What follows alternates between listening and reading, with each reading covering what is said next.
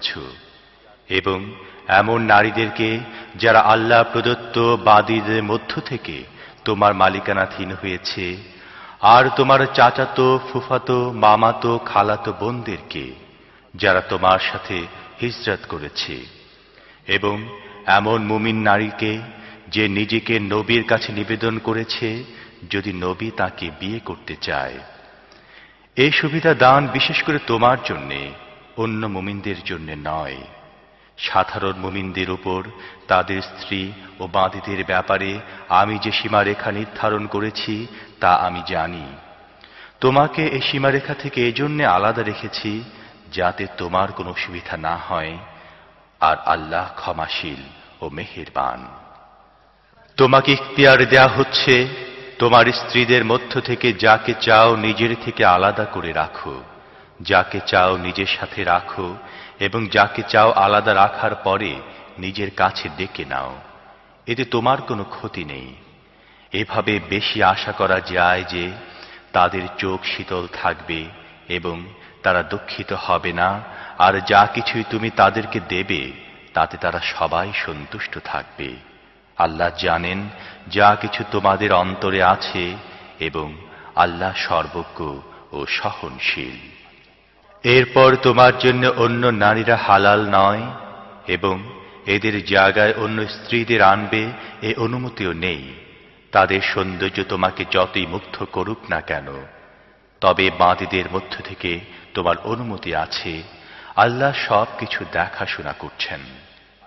হে ঈমানদারগণ, নবী গৃহে বিনা অনুমতিতে প্রবেশ করো না, খাবার সময়ের অপেক্ষায় থেকো না। হ্যাঁ, যদি তোমাদের খাবারের জন্য ডাকা হয় তাহলে অবশ্যই এসো, কিন্তু খাওয়া হয়ে গেলে চলে যাও, কথাবার্তায় মশগুল হয়ে পড়ো না।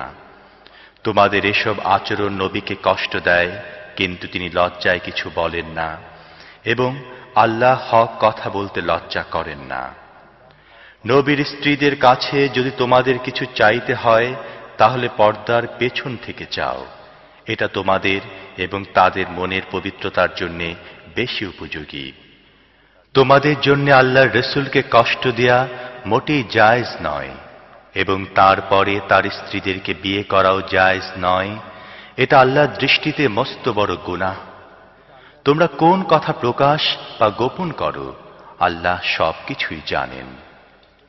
নবীর স্ত্রীদের গৃহে তাদের বাপ, ছেলে, ভাই, ভাতিজা, ভাগনা, সাধারণ মেলামেশার মহিলারা এবং তাদের মালিকানাধীন দাস দাসীরা এলে কোনো ক্ষতি নেই।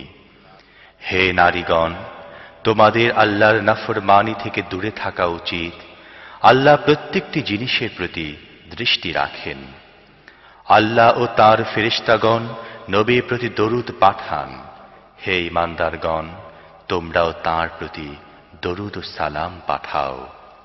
যারা আল্লাহ ও তার রসুলকে কষ্ট দেয় তাদেরকে আল্লাহ দুনিয়ায় ও আখিরাতে অভিশপ্ত করেছেন, এবং তাদের জন্য লাঞ্ছনাদায়ক আযাবের ব্যবস্থা করে দিয়েছেন।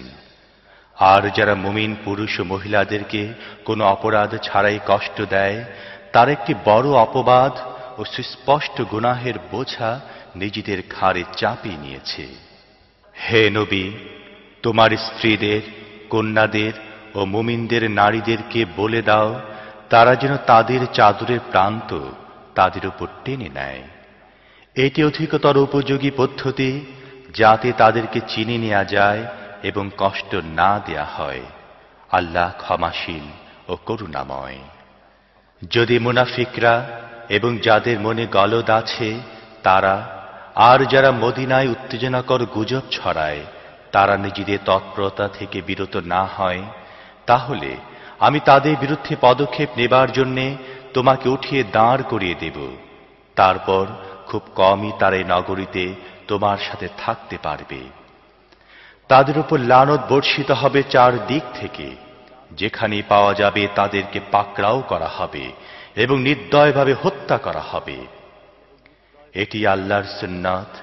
এ ধরনের লোকদের ব্যাপারে পূর্ব থেকে এটি চলে আসছে, এবং তুমি আল্লাহর সুন্নাতে কোনো পরিবর্তন পাবে না। লোকেরা তোমাকে জিজ্ঞেস করছে কিয়ামত কবে হবে? বলো, একমাত্র আল্লাহই এর জ্ঞান রাখেন। তুমি কি জানো হয়তো তার নিকটেই এসে গেছে? মোট কথা এ বিষয়টি নিশ্চিত যে আল্লাহ কাফেরদেরকে অভিশপ্ত করেছেন এবং তাদের জন্য উৎক্ষিপ্ত আগুনের ব্যবস্থা করে দিয়েছেন, যার মধ্যে তারা থাকবে চিরকাল, কোন অভিভাবক ও সাহায্যকারী পাবে না। যেদিন তাদের চেহারা আগুনে ওলট পালট করা হবে, তখন তারা বলবে, হায়, যদি আমরা আল্লাহ ও তাঁর রাসূলের আনুগত্য করতাম। আরো বলবে, হে আমাদের রব, আমরা আমাদের সর্দারদের ও বড়দের আনুগত্য করেছিলাম এবং তারা আমাদের সঠিক পথ থেকে বিচ্যুত করেছে। হে আমাদের রব, তাদেরকে দ্বিগুণ আযাব দাও এবং তাদের প্রতি কঠোর লানত বর্ষণ করো। হে ঈমানদারগণ, তাদের মতো হয়ে যেও না যারা মূসাকে কষ্ট দিয়েছিল। তারপর আল্লাহ তাদের তৈরি করা কথা থেকে তাকে দায়মুক্ত করেন এবং সে আল্লাহর কাছে ছিল সম্মানিত। হে ঈমানদারগণ, আল্লাহকে ভয় করো এবং সঠিক কথা বলো। আল্লাহ তোমাদের কার্যকলাপ ঠিকঠাক করে দেবেন এবং তোমাদের অপরাধসমূহ মাফ করে দেবেন। যে ব্যক্তি আল্লাহ ও তাঁর রাসূলের আনুগত্য করে সে বড় সাফল্য অর্জন করে। আমি এ আমানতকে আকাশসমূহ, পৃথিবী ও পর্বত রাজির উপর পেশ করি।